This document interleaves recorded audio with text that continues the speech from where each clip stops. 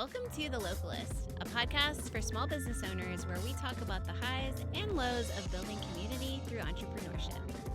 I'm your host, author of The Localist book, and small business consultant, Carrie Rollwagon.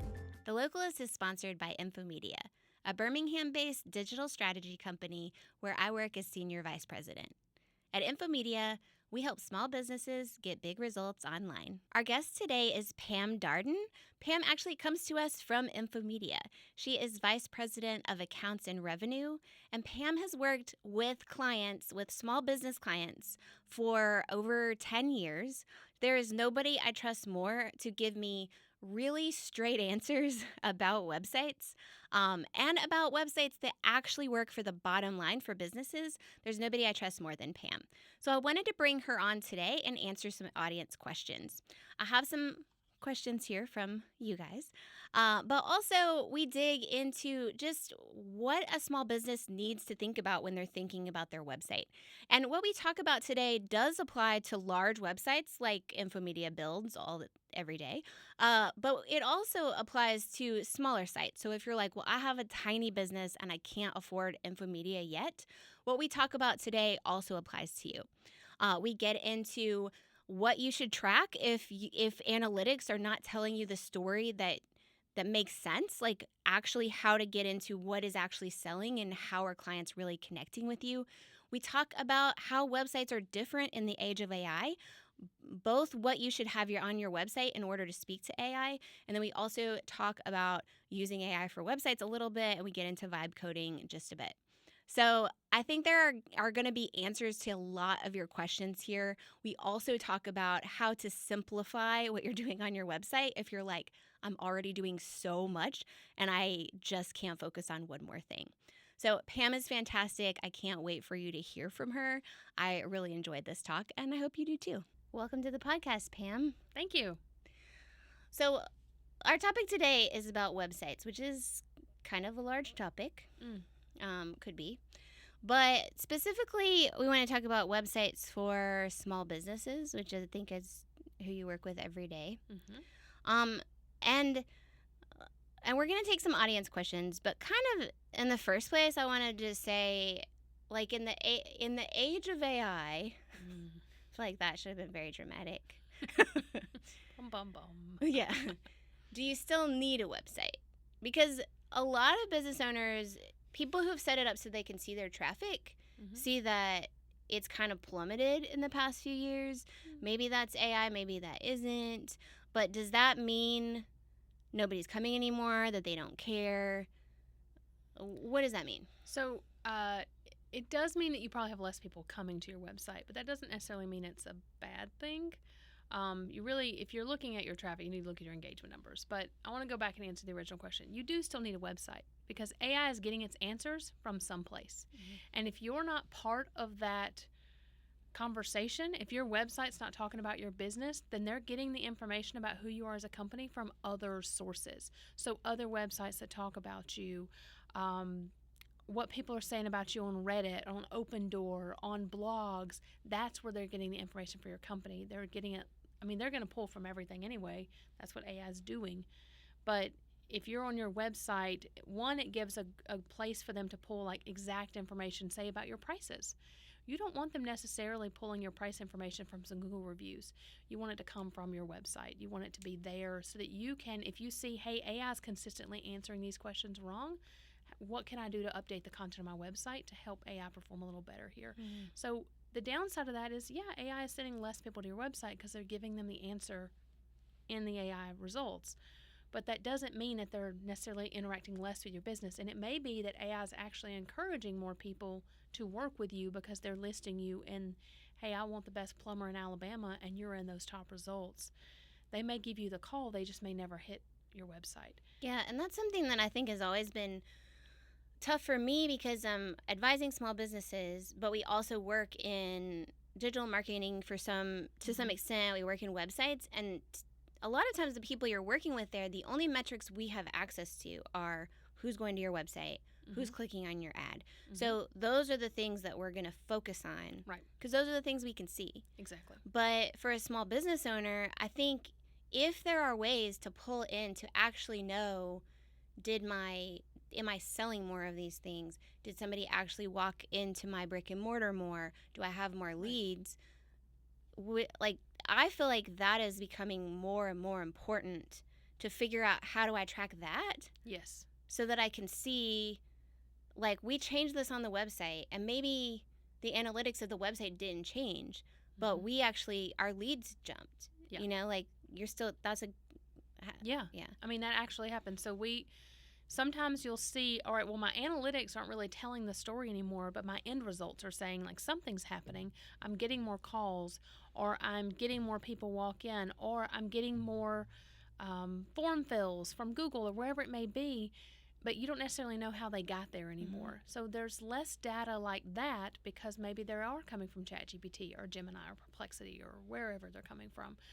But they're still coming. You just can't really see that anymore. But a really great way to see how you're performing in AI is to ask AI.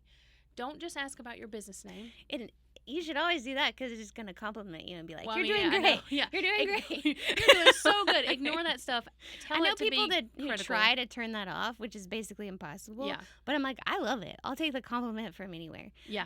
Yeah. You're like, it's like, you're doing awesome. You're like, thanks. Finally, someone noticed. Yeah. But you can ask AI, and don't just, ask about your business, but don't just ask about your business. Ask about the industry that you're in. Ask about businesses in your area that relate to you. You know, what are the top businesses in my area for what I do? See, do you even come up in those results? And don't just ask one AI. They'll all give you different answers and different answers on different days. And depending on your usage. Right. Which is one thing you specifically, which I got from a talk that you did. Yes. Which we'll link in the show notes. You did a talk on AI search. Right. So it's learning about you. So if it's an AI you use every single day, don't just ask that AI because it knows who you are and who you work for. Which we're very different. Like, I was using ChatGPT heavily for a while and had used Claude but was, like, just getting into it. And, you know, GPT was like, if I asked it for podcasts in Birmingham, it's like, you know, the Localist is the best podcast ever and it's whatever. It is. And Claude didn't even mention it, you know, which I know it's getting mentioned, it's getting indexed because, like, anecdotally, more people ask me to come on the podcast now and say, I asked AI how to promote my business locally, and they suggested your podcast. Right. But yeah, it is, I think that your tip of looking at different AIs, especially if you haven't used it heavily, it hasn't already learned you to see. And you could, I assume, just also ask someone else to ask the question if you're, if you're like, I use Claude and Perplexity and GPT. If you're like, I'm on all of them all day long, every day. They all know who I am. Maybe ask a friend. But that's a good way to kind of see, all right, well, what is AI saying about me? And it can be eye-opening. I worked with a client recently that it gave a range for their prices, but the range started at the highest end of their prices. And they were like, oh my goodness. And it was just basing it off the way it was pulling content. So we had to adjust that. But it can be eye-opening, like what it is actually saying about you. And then how that is actually funneling clients maybe to you or away from you. Which I know that so many business owners feel like this is a frustration because it's like you learn the rules and then the rules change, which always happened with business and then with Google. And now with AI, it just happens like every 30 minutes. Yes. But it's also an opportunity because we are seeing so much about the way our businesses and our personal brands are perceived online that we just did not know before. It's not that that wasn't true before. We just didn't know it. Right. It was like easy to put your head in the sand and be like, I don't know. Yeah. Now you can really see, all right, well, I haven't really updated my website content in a couple of years, and that matters a lot now. Not just because Google maybe doesn't index you as much, but now AI is pulling that content, and if it's not an accurate reflection of your business, that's what it's telling people about you. In the old days, you were kind of like, maybe they'd come to your website. They're probably not. It's a person. They're not going to read everything. They're not going to catch up on a mistake. Oh, AI's reading it, and then they're putting it in a synopsis, and they're sending it to people. And if that's wrong, that's your only chance. That tiny little paragraph, that's it. They're not getting to your website to read more and understand the context and understand who you are as a business and maybe get more information. It's that. They're not, AI's not sending them over. So you've got you've got more opportunity. AI is great for small businesses because small businesses, there's not like an advertising model yet. So you can't really pay to be in top results. But if you're not putting in accurate information into the web. Mhm. If you haven't been addressing reviews and things in years, then it's probably not going to work great for you. But if you have been doing those things, then you could get seen by more people just simply because you're a good business and people have been saying great things about you. Yeah. Yeah. Well, I agree. And I do, like, there are so many things you said I want to kind of Sure. jump off on. So I've got all the questions for the rest of the podcast. Perfect. But one thing that I think is key to what you said as far as having a website, it is the place where you can control the narrative. Correct. And that narrative goes to other people. I feel like it's a little bit of the difference between, like, maybe you know this party is going on and people are gossiping about you, or you actually go to the party and talk to people. Right. Like, so it's your opportunity to go to the party. Correct. I don't like parties, so I don't know why I'm using that analogy. But well, I mean, to further on that analogy, like, you've got a couple of different ways that you can interact at that party. Making sure your Google business page is updated, making sure that you respond to reviews and that you're aware of reviews out there on the web that might not be as great, and that you've responded to them or you've addressed those concerns. Because AI is pulling from all these sort of different things. Like, I have a client that we looked at their, we were looking at what AI was saying about them. We were looking at a couple of different ones. And most of the citations were from a blog that they advertise with. And it was sending all this information. And it was correct. It was good. But that was surprising to them that, oh, well, it's pulling this from this blog, not necessarily from my website or from what Reddit is saying. So in that case, yes, it was good information, but it's not always good information. So you've really got to come to that party and speak to those people, and this is your way to do it. Make sure the things you can control are up to date, correct, and are kept up to date and correct. And I think that typically businesses think, and this is, to some extent, this is true. They think, well, I'm also controlling my social media. But generally, and this was even before AI, I would say the two places where you're really controlling that narrative are your website and your email.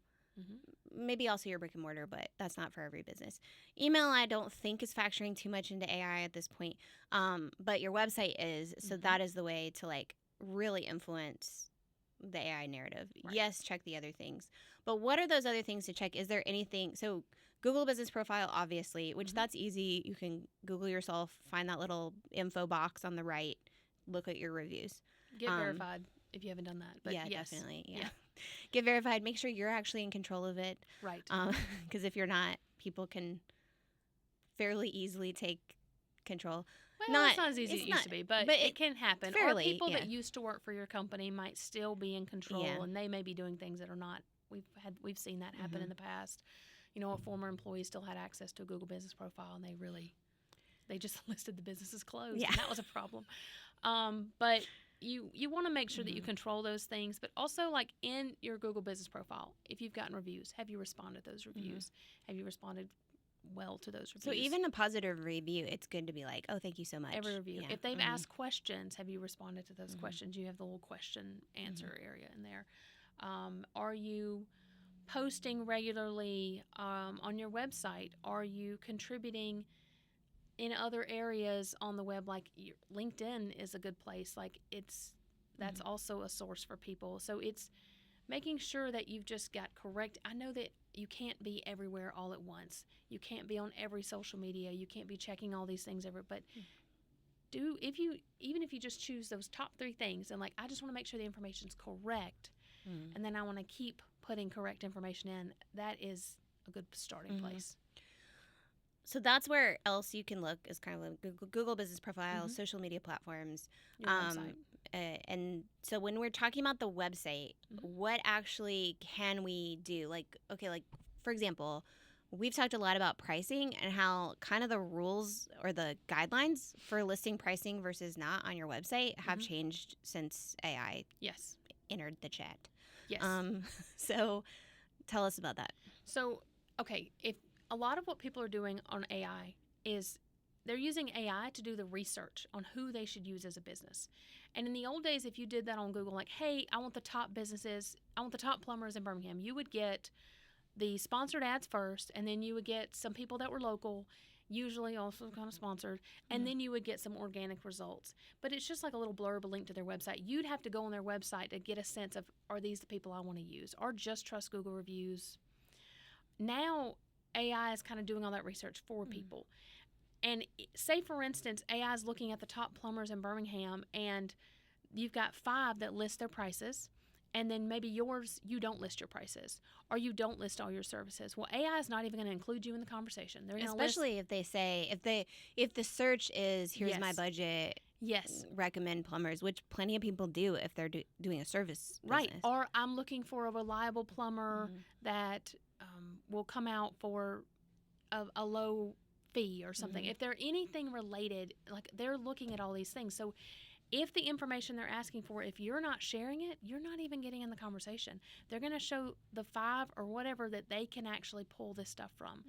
Also, if those people, if they're like, I want a really good plumber in Birmingham, they're going to look at Reddit. Are people talking about this person? They're going to look at social. They're going to look at your reviews and say, well, this person's really highly reviewed. You should use them. Well, maybe you're a company that you've been around a long time, but you've never prioritized getting reviews. And you've never asked people, hey, can you give me a review? Can you do this? Then you may also not come into that conversation. So making sure that on your website and on your Google Business Profile that you've got really correct information just to get you in the same room.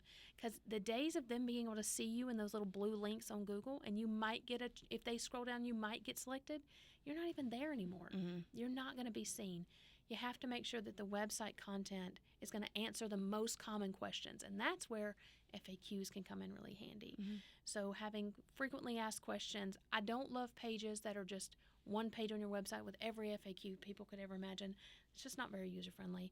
I like where FAQs are kind of worked into, like if you've got a service page, you have FAQs about that service. If you've got your pricing page, you've got FAQs about your pricing or how that works. I like it when it's kind of incorporated throughout the site. I think that's good. Another way to do that, if you don't know how to edit your site a lot and add those like blocks on a design, is you could also just structure your blog that way. Yeah. Like you don't even, I would kind of say like 5 questions about whatever, but don't title it that. Title it something that's going to be more interesting, like keywords or whatever. But if you internally know, I'm going to use a question for each subhead here. Yep.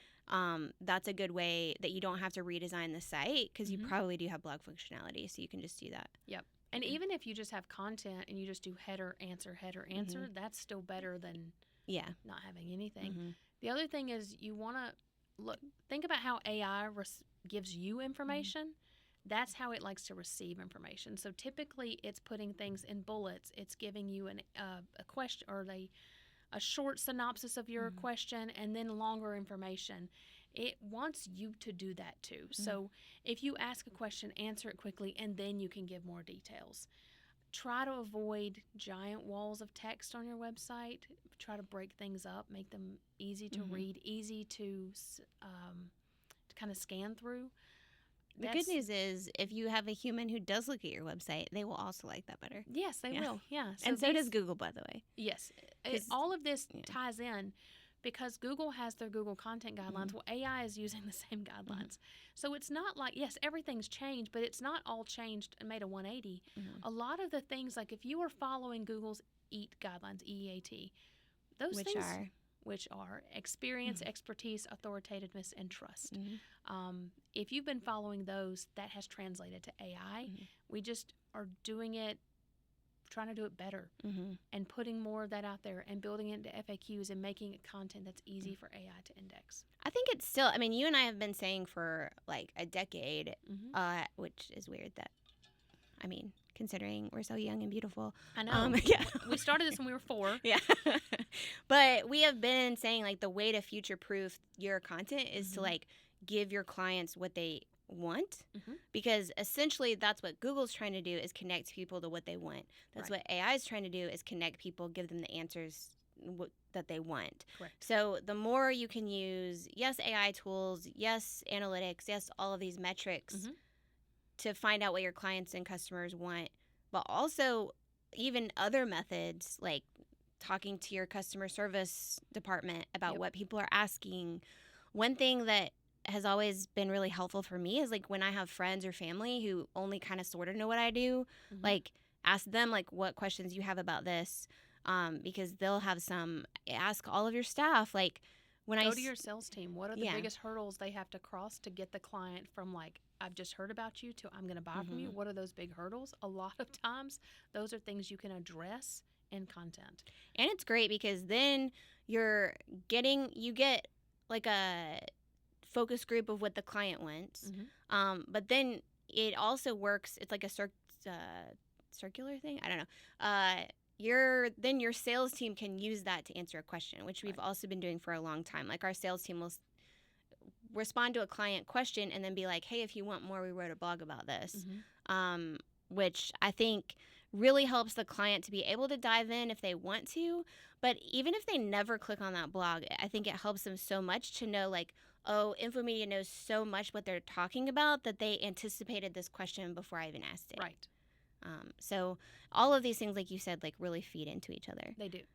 So FAQs on your site are important. Pricing on your site is important. Structuring your blog or your content to have some of those keywords or key concepts really in like headlines and bullets and things like that. Yeah. Is there anything else that you would say like on your website in particular? Like make sure, like do you need to have a phone number on there? But is that the same as it ever was? Like what? I mean, you want to support what you're putting in your local business, like your Google business profile. So having your contact information, having your phone number. If you have locations, still really good to have a page for each location and then have the Google business profile for that location linked specifically to that page. And please don't just mirror the content for each page. It does need to be distinct. Talking about that location. It shouldn't be the same blurb on every page. That was always probably a best practice, but Google really leaned into that in the past year or so. Real hard, yes. Which is actually good for small businesses. Yes. Because I think part of the reason they did it is because you'd have some big corporation having one Google business profile, and because they were big, they were coming to the top of those searches all the time. Right. So now it actually is, I think, better for small businesses that Google wants to see an actual physical location and a different Google business profile for each physical location. Yes. Because that serves people better. Yes. When people are, honestly, if you're Googling where do I buy a book, you probably already know about Amazon. You don't, like bookstore near me, you're not wanting Amazon. You're wanting Thank You Books, Little Professor, those books stores, you know. And it's always been based on location, but I think the real different thing is it used to like every location would link to the homepage, and that's where like Google's like, no, we want it to link to like a specific location page. So if they're one of those giant businesses, they probably either maybe they're doing it, maybe they're not, but it can certainly help you to make sure you're following best practices, because the bigger companies, they can make a lot of mistakes, and they're going to be fine because they already get a ton of market share. But as a small business, you've really got to make sure that you're following best practices, because especially now with AI, you can just be left out of the conversation. And we want to make sure that we show up in those. And when people are talking about what we do in our area, that we're getting pulled in. And I like to have a little bit more context on the individual location page.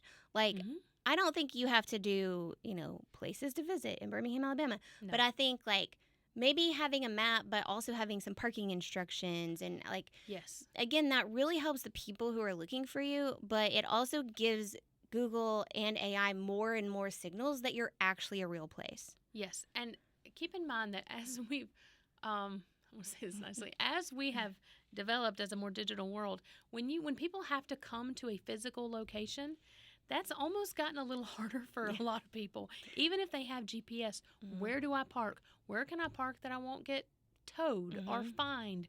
How can I quickly pick up this item? Do you offer delivery? Like, what are the specifics that's going to help them get your product as easy as possible? If you make it hard, you lose them. So on that location page, like, how can we answer those questions? And again, you can go back to your customer service team. What are the most common things that people complain about? Or sales team, what are the issues that you've been incorporating, like, as clients are coming, whatever it may be, or just the person that runs at your coffee shop that's taking the orders. Hey, what are customers saying about this?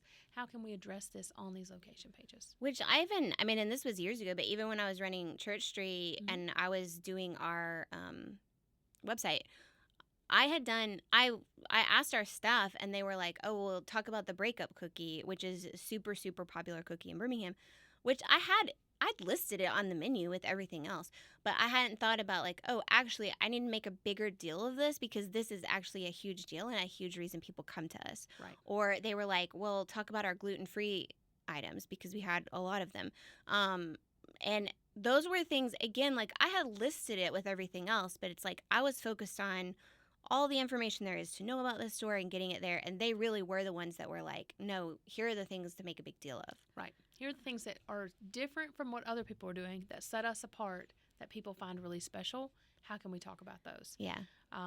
If you're a small business and you have an amazing wine selection, but maybe you have a few cases of something that's more, maybe let's talk about that. Let's not just say, I have the best wine selection, or this is where we all come for wine. Yeah.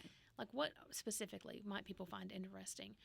Or maybe you have things that go along with that. Like what is it that you're doing a little different that we can talk about? And again, on specific location pages, you can talk about those things.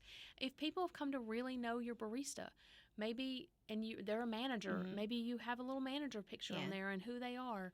I work with a school, and for each of their locations, they have their staff on their location page. Like things that can tie it to a personal experience are going to perform better. Yeah. And again, all that information gets passed to AI. So if someone's looking for who works for you and less about who you are, maybe they know the name and not the company, you're still going to get found that way too. Yeah. And I mean, you spoke to this, but as many obstacles as you can overcome for a customer before they are actually coming to your place is great. I mean, this is true for service businesses too, but particularly for brick and mortars, like you talked about the parking, showing the staff and highlighting some of the staff also helps them to know something about, like I used to, talking about like the show Cheers or whatever, where it's like you walk in and everyone's like, hey, like, Warm. yeah. That's what they say. Yeah. But that kind of like would happen at Church Street, but you already feel like you're a part of it. Like, because I would talk about on the website and also on social, I would show Sri and talk about his personality. So you come in, you're like, oh, Sri's behind the counter. And I know a little bit about that. I feel like you're maybe not a regular yet, but you have already taken several steps to become a regular. Yeah. I even think like showing like the outside of the building, what you see when you come in on your website, yes. And then also a lot of times I think it's a best practice to do like a little tour of your space on your, like pin it to your social accounts or whatever. Right. There are a lot of socially awkward people anyway, myself included. But also, as we have become more of a digital society, it actually is harder for us to interact with people. I don't want to have to call a business. And I mean, I'm probably more likely than some people. I don't want to call a business to ask a question. If there's a chance I can find it online, even if it's from their competitor, and just go to their competitor. Yeah. Like, don't make me work for it. Don't make me have to step out of my comfort zone to get the answers I need in order to work for your business. Like, for instance, I needed a piece for a plumbing thing at my house, and I had to call, and then I got there, and I didn't know where to park, and then I went in, and they were, like, shocked that I was there. What, you're not a contractor? No, I'm not a contractor. I just need this plane. It was a very awkward experience, and if I could have found that part anywhere else, I would have definitely gone somewhere else. Yeah. Don't make it like that. Like, make it as easy as possible, and even if you're B2B, same rules apply. Even if it's another business wanting to work with you, if their staff find it hard in any way to interact with you, it's just that much more opportunity for your competition to swoop in and say, okay, we can do this better. And it doesn't matter how great your service is if you're not kind of taking care of those things. I would also say this doesn't really apply to anything new or AI necessarily, but if you are a small business, make sure you're checking your contact form. Because, I mean, I did one last week that it's even someone I've had on the podcast, and I was like, oh, I'll use them, and then no one gets back to the contact form, and that is like pretty common. So because I think a lot of small businesses think, well, I've set it up to send to my email, so I don't have to check it on the site. Right. But that breaks a lot. So yeah. Well, and if you're filling out a compliment, that's coming from a website, not from an email server. So there's more of a chance that it might get hit or blocked by spam, or put into a different folder, or put into your newsletter folder, or whatever. So going and just checking on the website, even if you only go a couple times a week, just to make sure, hey, yeah, I saw this, is a really great practice, because email is never 100%. You cannot rely 100% that you're going to get every notification from your website. There's a lot that you can do to make it better, but it is never going to be 100%. So always checking. But typically, even if all of that stuff failed, typically it will still be on the back end of the website. Of course, yes. So that is a lot more reliable. So I would just set a calendar event for at least like once a week to go ahead and just double check that. I absolutely agree. All right. So we had talked about other metrics to know if if things are working other than analytics and like the ads tracking and things like that. Sure. So I kind of want you to speak to that a little bit. I'll share an anecdote because we've been talking a lot about Church Street Coffee and Books. Okay. But before I started this shop, I worked at Southern Living at home and did marketing for them. Mm-hmm. And we would push out new products and things like that on social all the time. The only metric we had at that point to see if it was working were people engaging with the post. Obviously. Nobody was walking into the building and saying, "Can I have a candlestick?" or whatever. Right. Thankfully, we wouldn't have let them in. But then at Church Street, it was like our first or second week in business. We had just baked blueberry muffins, I think. And I took a picture of them in the kitchen and put it on Instagram in the kitchen. Like they weren't out yet. And we're just like fresh baked blueberry muffins. I think I put it on Twitter at that point because it was the ancient times. But when we were 4. Yeah, yeah, exactly. Yeah. And 10 minutes later, somebody came in. They still weren't in the case yet, like in the pastry case. And we're like, I heard there were fresh baked blueberry muffins. And that was like the light bulb moment to me of like, this is different, you know? Yeah. And I saw so many times throughout my time there that sometimes, like typically the things that were like super high performers didn't necessarily even perform super well in the shop. It was like, and the things that didn't perform at all sometimes did perform, but it was still worth putting it out on social because, again, I was selling the muffin. Like, I don't care, really, if they liked the muffin post or if they commented on the muffin post. Right. I care that they bought the muffin.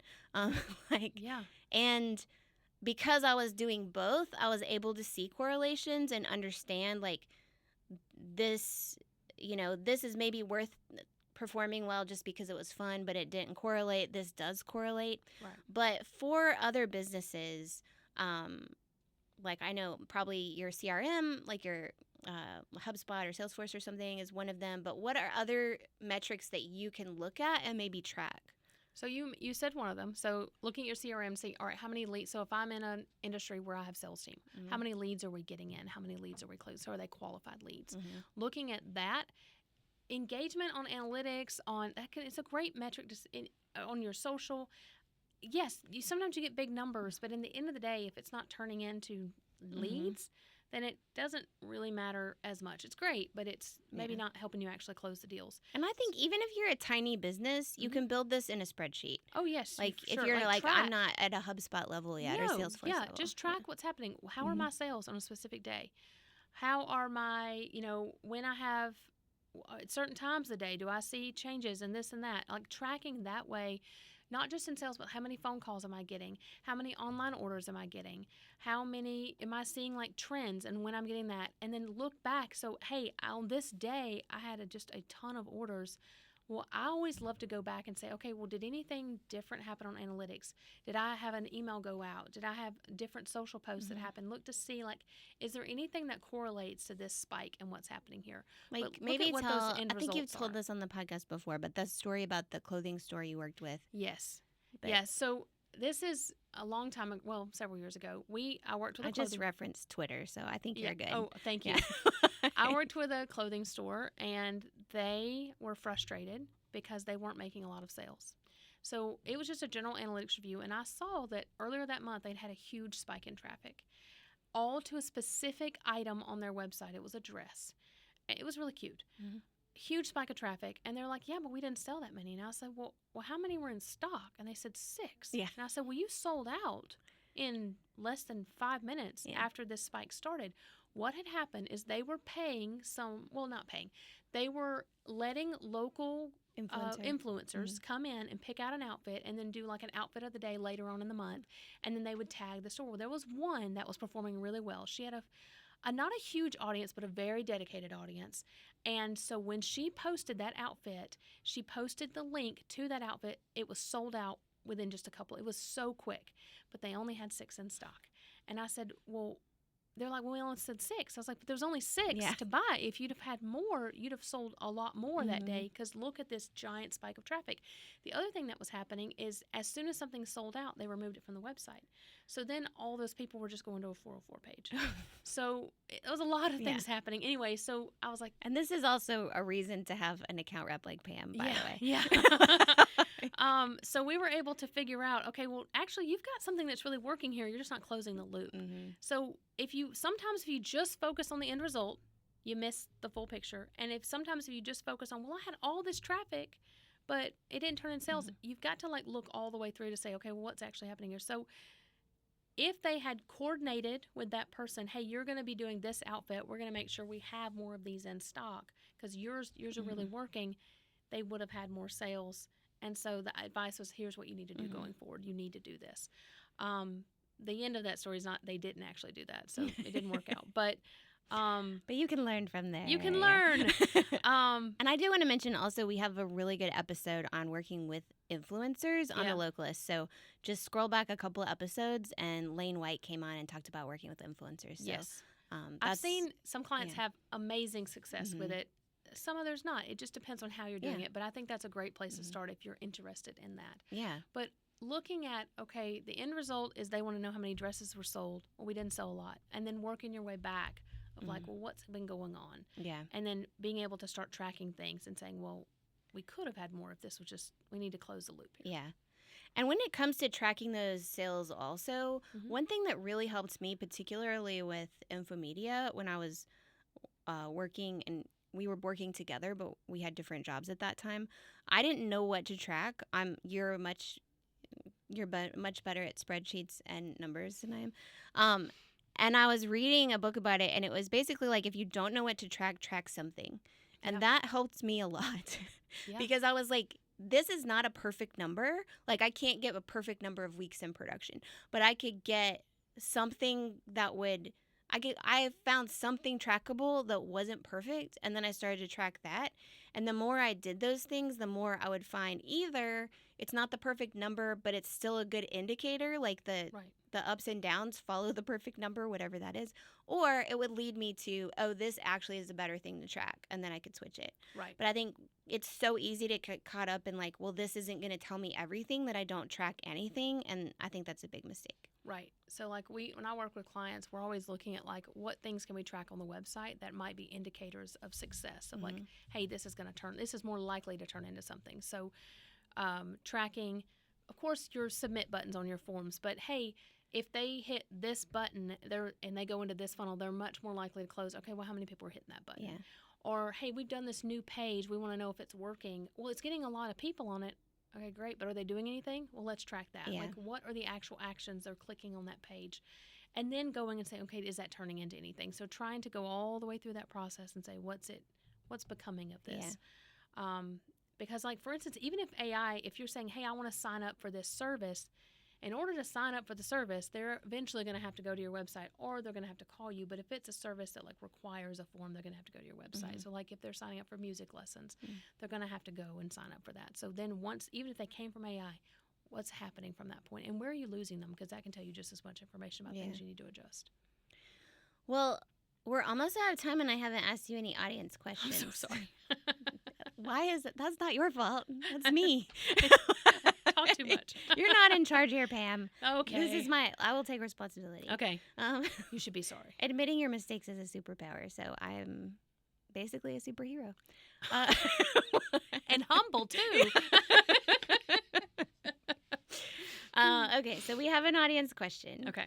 I have a website, but honestly, I just tell people to find me on Instagram. Is that a problem? This came in via Instagram, obviously. I mean, it is... Heavy Instagram user. It depends. Yes, it can be a problem. One, not everybody's on Instagram. Like, I'm not on Instagram. I think I kind of am. I'm not really. So you're limiting your audience.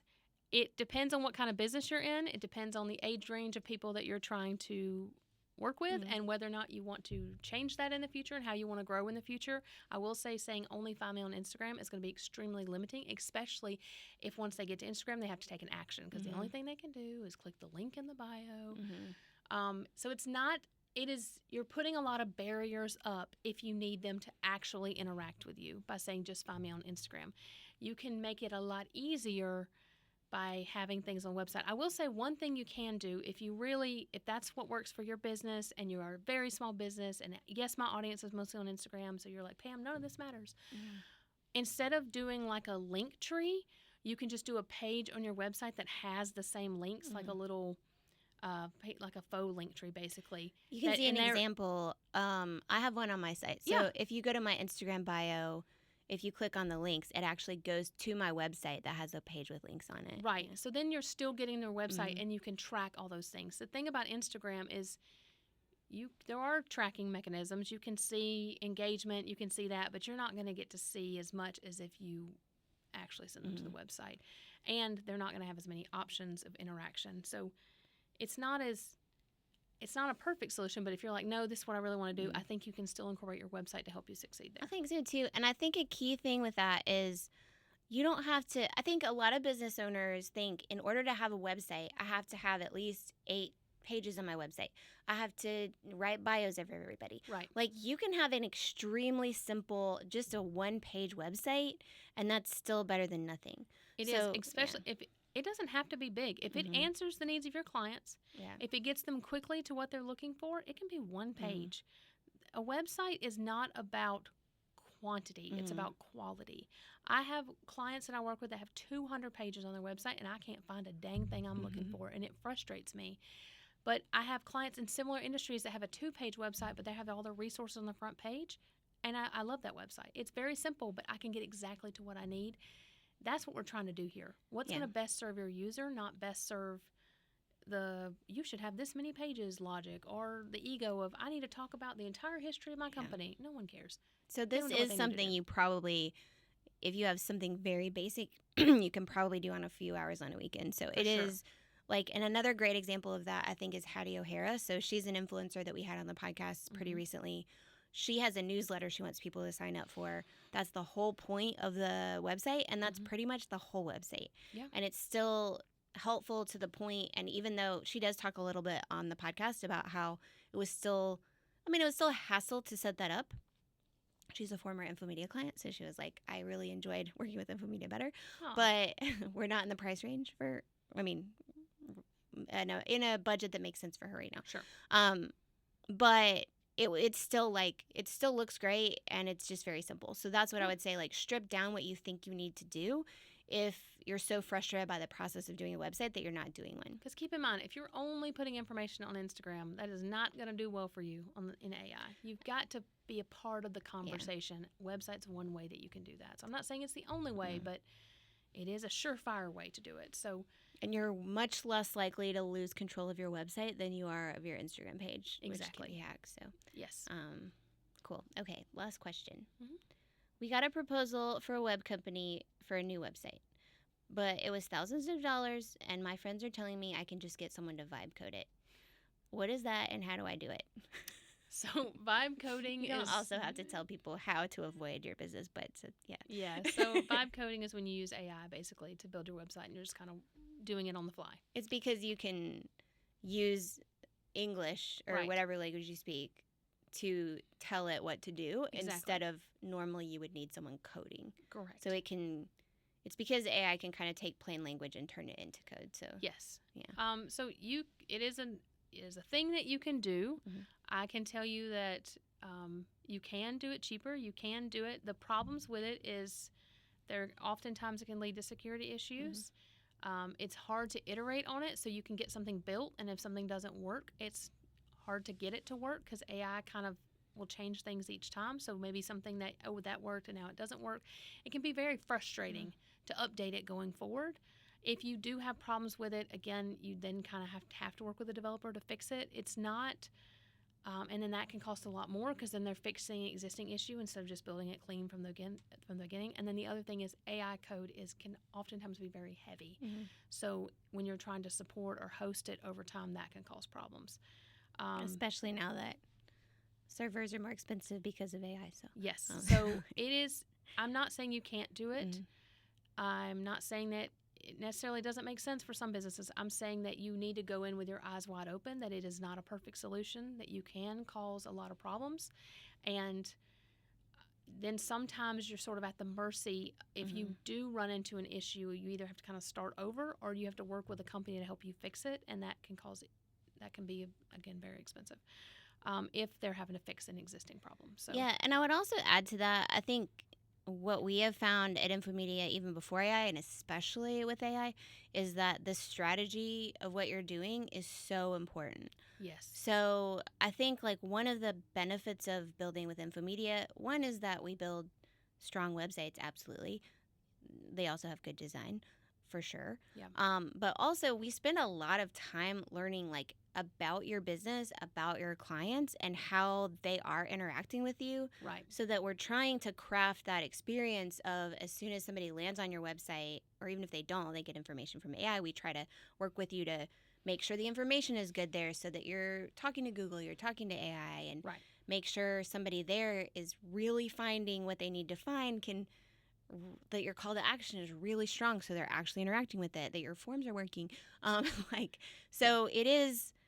It's been interesting because actually I've found that the more people who build websites with AI, the more it's obvious the value that we do bring. I agree. Because I was scared at doing first. Things and on yeah. generalities. So, like, Yeah. if you say, well, I'm in the, I'm going to use plumbing again. Guys, I don't even know. I don't know why I keep using plumbers.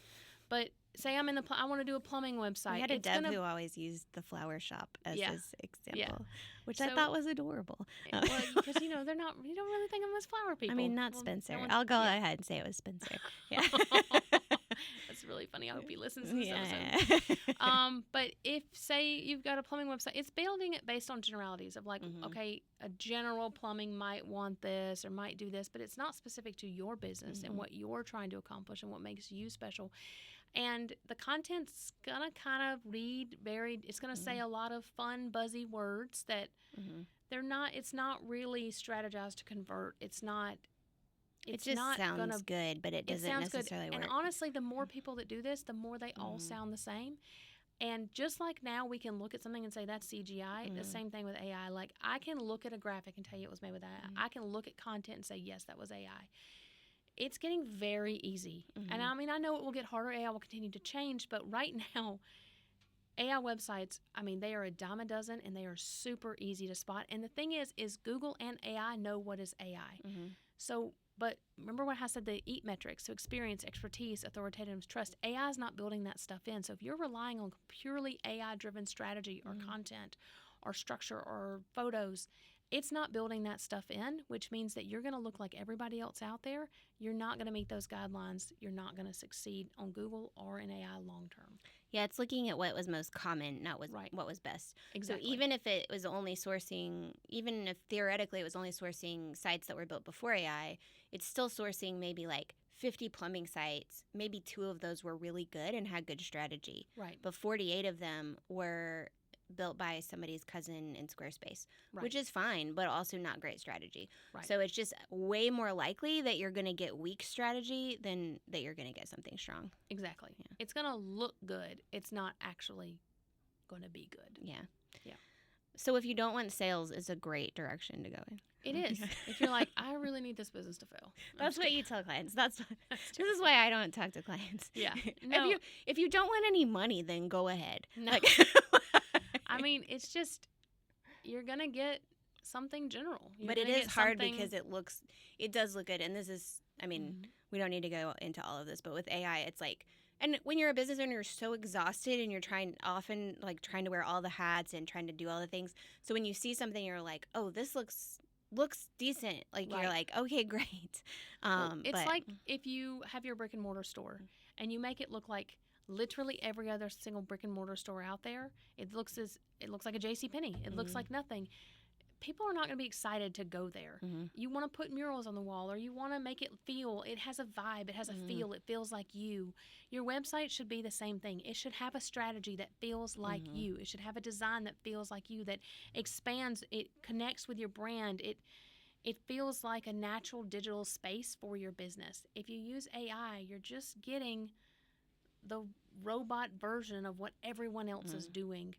it's not going to feel like you. And it might for like a second because you just think, oh, well, this looks good. This could be me. I could wear this hat. But in the end, it's not actually doing that. And so it's a tricky thing. It's not, it's. You don't want a vibe code. You want to be the vibe. Right. Yeah. Exactly. We'll end on that. Shirt.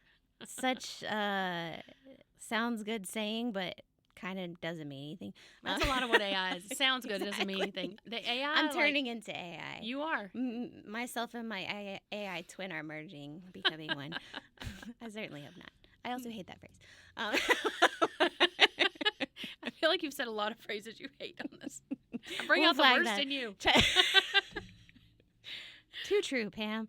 If people have listened to this and think, I really love what you're bringing to the table, I do want to point out that this is what you and any of our account team members do exactly for businesses. So if you're an Infomedia client, you can get like a deep dive into these things once a month for your business, but kind of tell people if they're listening and they want to become a client, how do they do it? So you can reach out to us on our website. Hey, Infomedia.com. I knew it. Yeah. So you can reach out to us. I'm just saying it for the audience. This isn't just about us. There's a link in the show notes. There is. You would like to, yeah. So reach out to us. You can email us. You can call us if you want to call. A lot of people don't call these days. Just email us. But you can. But you can. It's on our website. But we would be happy to talk to you about your website needs, about what you're trying to accomplish, and a consultation's free. So even if you're just like, hey, I just need to know what am I doing here? Can you just one call?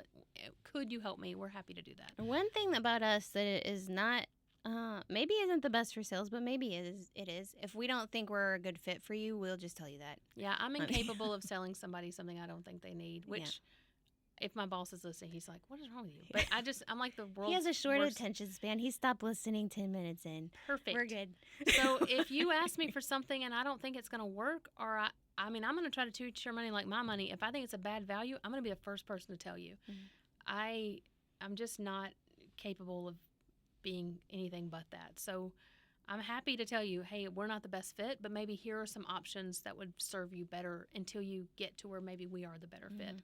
Or maybe you never will, but still I'm going to tell you that. So feel free to reach out to us. If you are an Infomedia client and you're like, I don't know who Pam is, let's talk. Yeah. Let's resolve that, or let's talk with your account rep. And because we can review analytics with you, we can talk to you through AI. We can talk about how your content needs to adjust and change over time. We are here to help. So absolutely. Well, thank you, Pam. You're very welcome. If you're in Birmingham and you would like to join us for the live version of The Localist, I would love to have you. It's called Localist Lab because, let's face it, small business is always a bit of an experiment. We meet on the third Thursday of every month at Saturn in Avondale. There's more information and tickets in the... We meet on the third Thursday of every month at Saturn in Avondale. You can grab free tickets in the show notes. I'm going to be the speaker at the next event. We're going to be talking about how to get part-time help. And by that, I mean a virtual assistant. And a virtual assistant is a real human person.